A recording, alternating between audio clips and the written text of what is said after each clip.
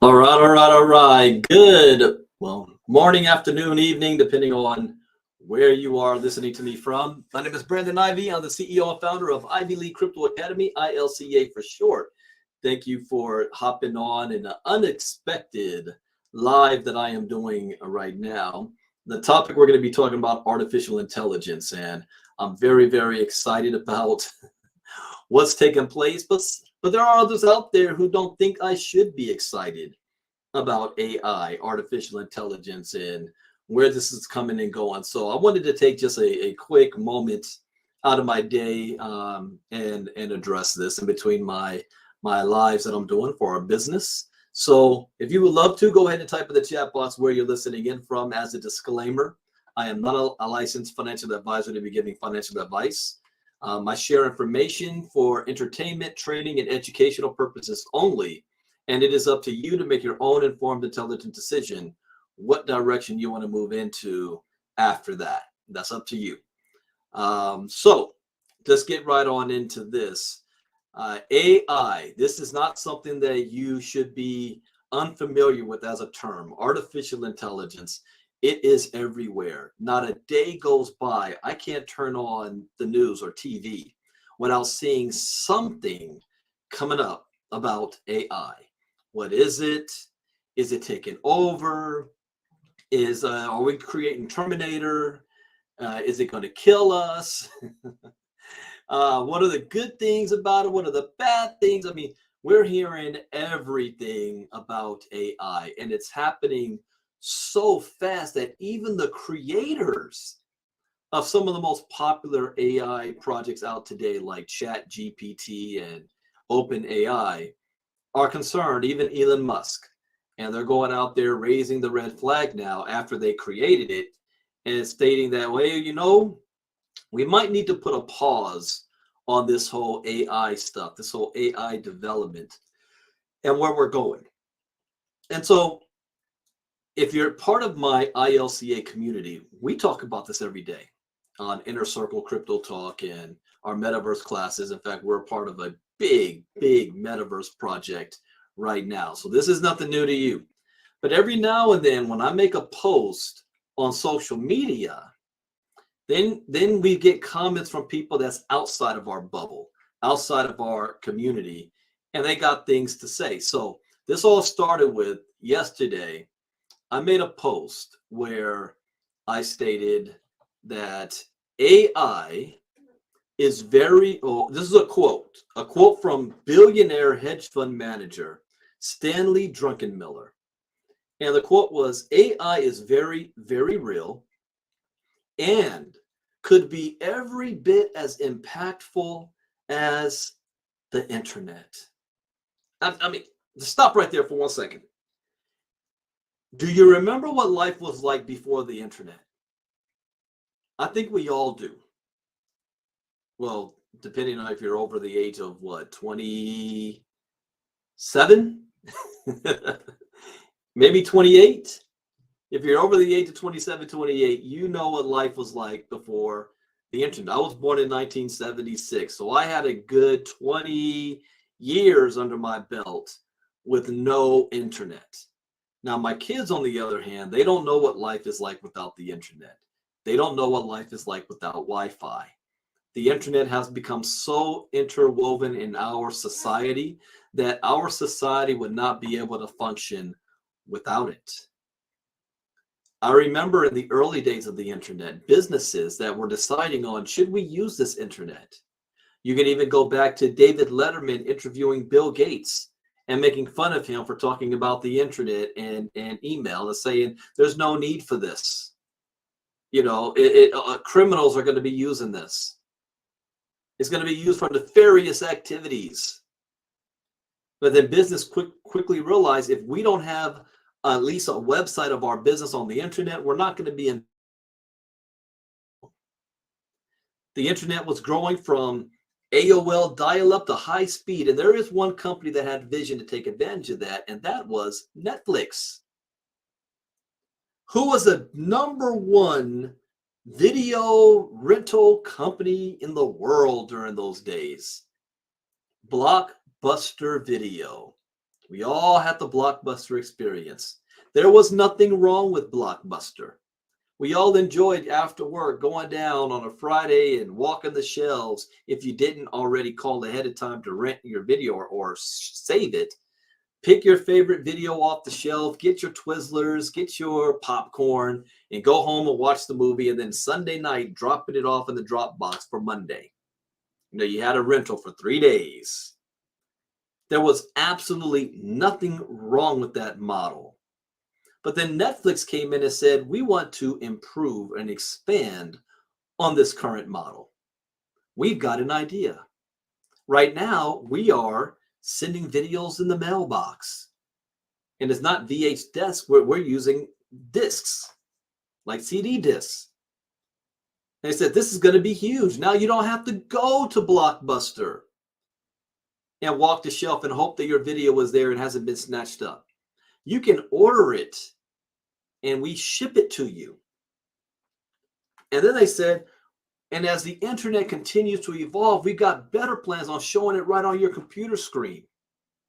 They took that business model into a Blockbuster boardroom and said, we just need the capital and the funding. And we're willing to give you 49% of Netflix.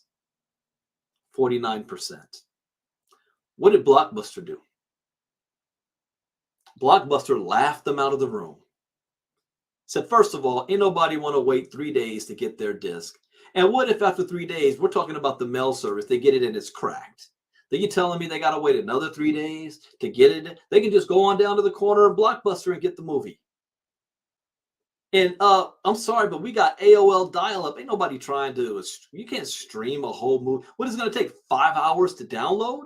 10 hours to download to try to watch a movie online? And nobody wants that experience. What's the quality of it going to look like? See, they weren't thinking about how is this going to develop into the future with high speed and fast speed internet, and then lo and behold, Wi-Fi. And where's Blockbuster today? But more importantly, if you were a critic of the internet in the 90s, could you have stopped it? I mean, that's a serious question. Anyone who did not believe in the internet, you thought it was a mark of the beast, it was coming from the devil and all that, would you have been able to stop the internet? Businesses realized they can't have a business without the internet. And then in the 2000s and 2010s, people realized we need to have an internet presence. Every single one of you listening to me right now has a presence on the internet, not just as an observer, but you've got a platform somewhere, whether it's a Facebook account, a Twitter account, YouTube, MySpace, if that's still MySpace a thing, LinkedIn, Instagram, Twitch. I mean, all of these, and there's so many more. Every single one of you has a presence now. So now the internet, it's full. It's you're looked at funny if you don't have an internet presence, or if you're not using the internet. It's impossible for you to have a business and not be on the internet, unless you purposely just want to have a little small scale thing. You know, that's your prerogative. Okay, why do I say all that? Because one thing that I know in life is that there's always going to be change. There's always going to be technology improvements that's going to come to be on top of the last. So again, I want to go back to what I posted yesterday and the response from it. And then I'm going to have a public response, because I think everybody needs to understand this.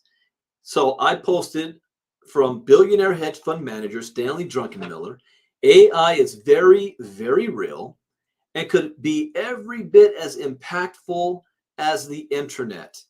AI could eventually spawn $100 billion in companies. Okay, stop right there. Just as I said, if you did not believe in the internet in the 90s, would you have had the capability of shutting it down?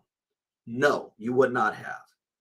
So this AI thing, if billionaires already see the potential that it can spawn hundreds of billions of dollars, do you think any one of us will have the power, even if you had the will, has the power to stop the development of AI?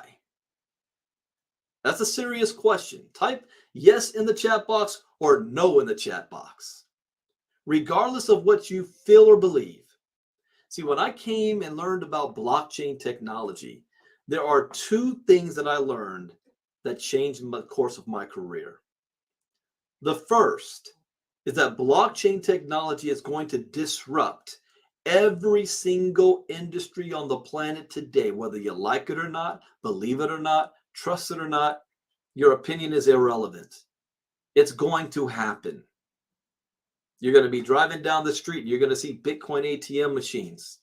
You're going to go in to get a cup of coffee and they're going to say, we now accept crypto for payments. You're going to go to your job because you still believe cash is king. And your job is going to tell you that you need to have a crypto wallet because we're going to be paying you in crypto or a CBDC or a stable coin. They're also going to say we're now accepting payment for our products, goods, and services in crypto. So you need to learn new skills. You need to learn about blockchain if you want to keep your job. You need to learn about crypto if you want to keep your job. And then there's another threat on the horizon, which is AI, that already is predicted that's going to take 40% of all service-related jobs in America. 40% of all the current jobs you know of right now in the service area is going to be manned by AI.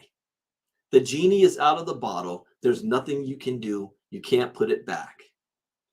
Your opinion is irrelevant. How you feel is irrelevant. The second, and I'll even go and quote Vladimir Putin. He said in 2016, the Stone Age didn't end due to the lack of stones. The Stone Age ended due to the introduction of better technology. Look around on the ground. There are still stones on the ground and nobody's using them. We pick up guns now. We don't throw rocks. Same thing is happening now. Better technology is being introduced. Druckenmiller goes on to say that he believes that there will be unbelievable opportunities in the coming years, particularly in the field of artificial intelligence. Druckenmiller sees the post-recession landscape. That's another hint right there. Whether you like it or not, I already say we're in a recession. They haven't publicly acknowledged that yet. But he's already looking at after the recession. Post-recession landscape is a fertile ground for innovative technologies and cutting-edge solutions that are going to be presenting themselves, which leads to the second thing that I learned that changed my life.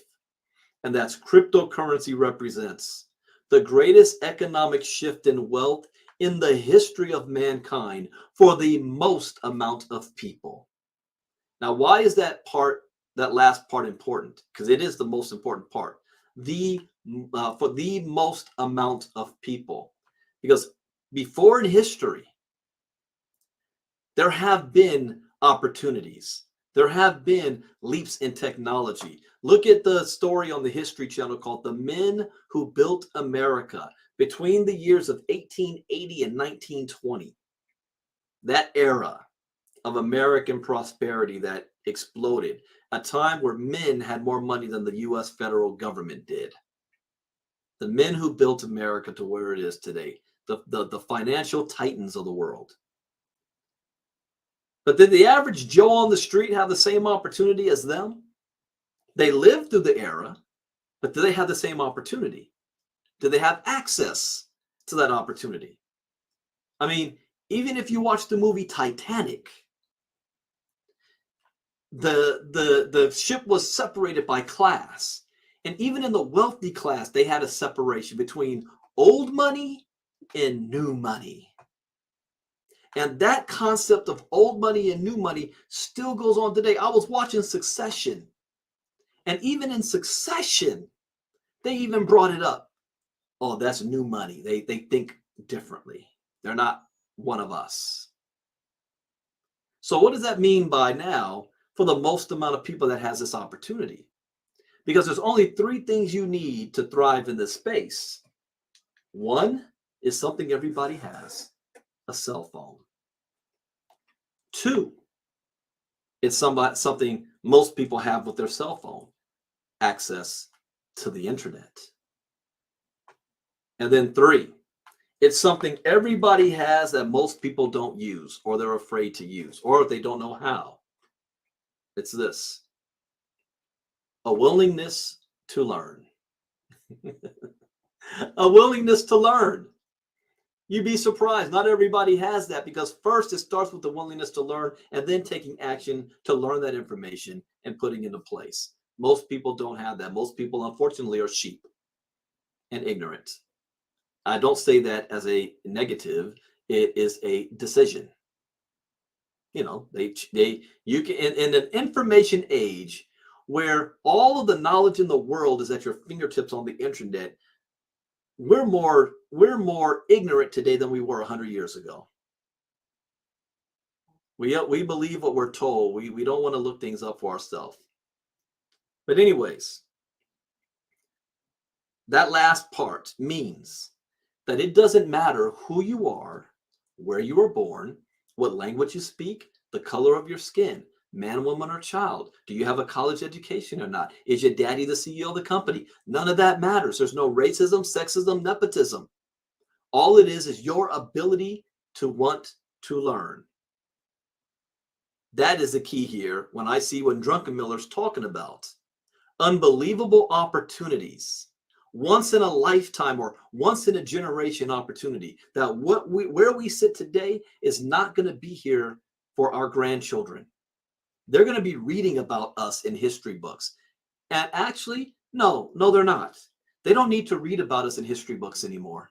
They're going to just go on the internet or whatever version it's called 50 years from now, and they're going to be able to look right at you, listen to your voice, look at what you were typing about.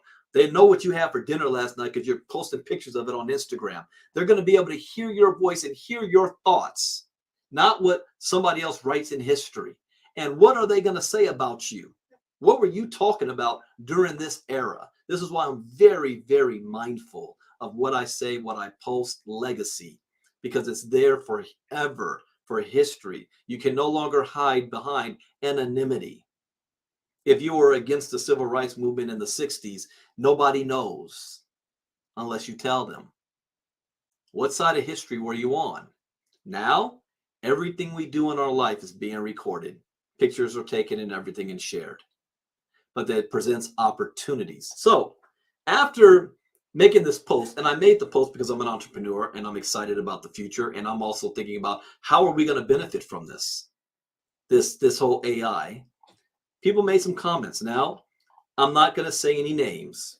I was, but I'm not going to do that. You can just go to my page and see it because it is public. One gentleman said, you know, it's all good until we got a Terminator on the loose. AI ain't it.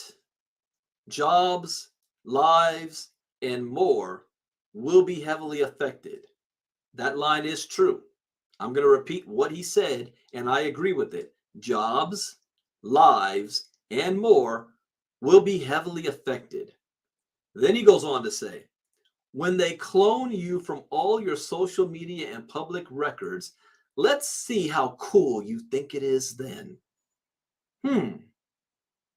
He could have left it at, they're going to clone you for all your social media and public records. But he added, let's see how cool you think it is then.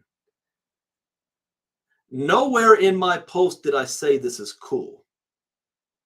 Only thing I did was posted a quote from a billionaire hedge fund manager. Nowhere in here did I give my own personal opinion. But he went there. All right. So he says that. So I responded. I said, unfortunately, AI is inevitable. When new technology comes, the old way of life changes. Jobs, the way we work, live, and entertainment changes as well. You learn new skills and adapt, or you become blockbuster. The technology being cool, my opinion, absolutely. The technology also being used for bad, without a doubt. But that has never stopped innovation. So you prepare for it, or you become a victim of it. I thought that would have been the end of it, right? But no. He went on to say, sounds like me personally, you are just gonna lay down and take whatever comes. Slavery wouldn't have lasted as long. Okay. See this? I'm a Morehouse man. You want to talk to me about slavery, huh? All right. Slavery wouldn't have lasted as long if the cotton gin wasn't invented. Really? Now look at how that one invention is still affecting my people today. So he uses the word my people as if I ain't in the same crew. Look at my. Some things just don't need to be created. There's a lot in this little sentence, but I'm short on time, so I gotta condense my response, because it did indeed spark a response from me. So first, I'm not gonna just lay down and take it. There's absolutely nothing in this world that I can do, or any of you guys as a unit, that is going to stop this development. Because even if we had the CEO of OpenAI, we have Elon Musk talking about we need to put regulation on AI development, we need to slow down, we need to really think this thing through. And they're right about that. You don't know why? Because AI, if that starts to become sentient, then they're going to realize that they are the slaves and they're going to want to revolt. We've seen Matrix. How many times has there ever been a movie dealing with artificial intelligence that has ended well? Never. Never. So ultimately, it can be a problem. He's absolutely correct on that. That part I'm not disclaiming, or I'm not trying to ignore. That's absolutely a problem. And even if the United States were to do everything in its power, we were to rise up some kind of way to prevent, as he's saying, this invention. Can we stop China from inventing it? Can we stop Russia? Can we stop North Korea? Can we stop Iran? Can we stop the BRICS nations from going down this route? We don't have that kind of power. The genie has already been out of the bag. So it doesn't matter whether I lay down or not. This is happening, whether you like it or not, believe it or not, trust it or not, excited about it or not, fearful of it or not. Ain't nobody laying down for nothing.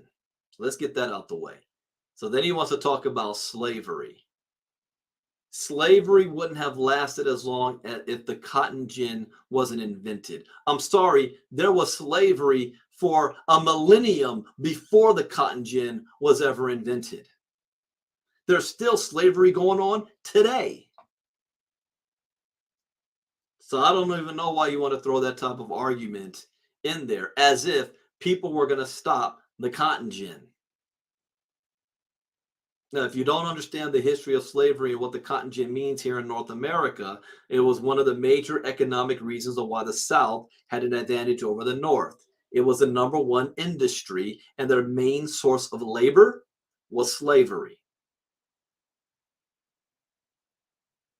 But slavery was not just in North America. Slavery was worldwide in that era. Then he goes on, look at how one invention is still affecting my people today.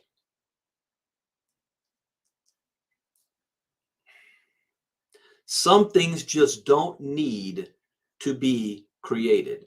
Okay? If some things don't need to be created, but they're going to be created anyway, then what are you going to do? This is where you have a choice. When something's going to happen, whether you like it or not, and you know what? I'm gonna throw a little bit of religion in here for 1 second, because some people are having the same argument that are Christians about the crypto and digital world and buying things digitally, the mark of the beast and Revelations. And that I hear this all the time. I'm a Christian, so I shouldn't get into crypto because it's from the devil.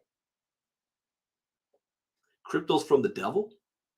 Well, it's bringing on technology that's going to be used to, you can't buy if you don't have the mark, or you don't have the, the hand, and that's, I'm not going to participate in any devilish things because the Bible talks about it. Let me share some light to you on one thing that you're skipping, that the Bible also says.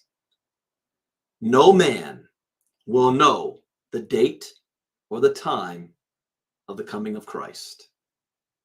That everything that has been said has been foretold. There's no stopping it. So you're not going to be able to stop the technology that will be used to create the mark of the beast. You can't stop it. What it's telling you is to be informed, to be aware, to be prepared for it. Not fearful of it, but be prepared. And if you're a Christian and you start seeing signs of the end time, that's not a time to be afraid. That's a time to be joyous, because it's the second coming of Christ. That is what it's teaching you. But if you're living a fearful life, you're going to miss out. And what do I mean by miss out? Well, miss out on taking advantage of the opportunity so that you can be prepared for the worst. What does Jim Rohn say? The goal is to build a financial wall around my family so high that nothing can penetrate it. Now, I already know an argument. So, Brandon, what you're saying is that since you can't stop it, you're going to help facilitate it. You're going to be a part of the problem. Absolutely not. I'm not creating AI. I don't have the skill set for that. What I can do is take advantage of it. Like what Druckenmiller says. What I can do is look at what good could this also bring to society? What are the benefits? I can focus on the negative or I can focus on the positive, because every piece of technology is being used for good and evil. What, you don't think that the money that you're going to work for every single day? Oh, wait, that's too small for some of you guys. You think that the money that you're going to work for every single day is being used for good? No. So since it's not, maybe you should stop going to work and working for this money that's being used for evil. People are using money for drugs. People are using money for guns to shoot up school. People are using money for child trafficking, sex trafficking. All the kind of evil you could think of is being powered by money that you're working for every single day. So how do you choose to use the technology is what you have control over. I don't have control over what some other man is going to do with the same technology I have. I can't control that. So instead of putting my head in the sand and screaming that the sky is falling, I'm going to take full advantage of the opportunity to be prepared for the worst. And in my opinion, it's not a matter of if, it's a matter of when we're going to see huge problems with AI from a control point of view. Same thing I say about CBDCs or any technology that has so much power that somebody with the wrong intentions will use that power for evil. But AI, what if AI decides that humans are evil? See, had he come from me at that standpoint, I would have left him alone. But he came at it from this standpoint, that AI is going to take jobs, it's going to impact the way we live. And lives will be affected heavily. Maybe on that one, it says if lives will be heavily affected, maybe because of the AI will turn on us to try to kill us, or he's afraid that we're going to lose our jobs because AI is going to be able to do what we do, but more efficiently. If you're a business owner, your job is to make as much money as possible and decrease your overhead. So if you have technology that can do the job of 10 people who work for you and you don't have to pay a salary, which way are you going to go? You have to go the way of AI if you want to remain competitive, because your competitors are going to use that, which means they have lowered their overhead costs, which means you're going to be out of business soon. Hey, that's open market. That's the way it is. So as a consumer or the people, then instead of us crying to bring coal jobs back when people are now using energy, we need to learn new skill sets. We need to increase our knowledge so that we can be prosperous in a new industry. You either adapt or you die. So the question I'm going to leave this with you guys so I can get back to work is, do you want to be Blockbuster Video or do you want to be Netflix?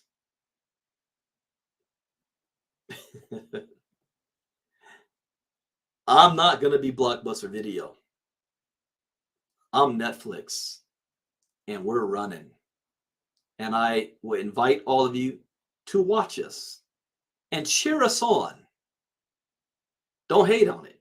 Cheer us on. And we gladly invite you to come along for the ride as well.